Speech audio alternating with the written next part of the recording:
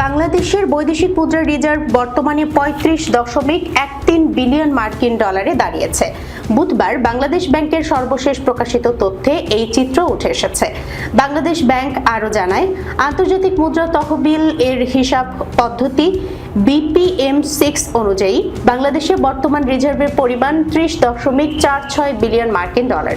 এর আগে ১৬ এপ্রিল পর্যন্ত গ্রস রিজার্ভ ছিল ৩৫,০৩৮ মিলিয়ন ডলার এবং BPM-6 অনুযায়ী রিজার্ভ ছিল ৩০,৬৩৬.24 মিলিয়ন ডলার।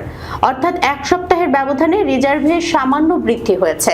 অর্থনীতিবিদরা বলছেন, রেমিটেন্স প্রবাহ বৃদ্ধি, রপ্তানি আয় এবং বৈদেশিক মুদ্রা ব্যবস্থাপনায় কিছুটা স্থিতিশীলতার কারণে রিজার্ভে ইতিবাচক ধারা দেখা যাচ্ছে।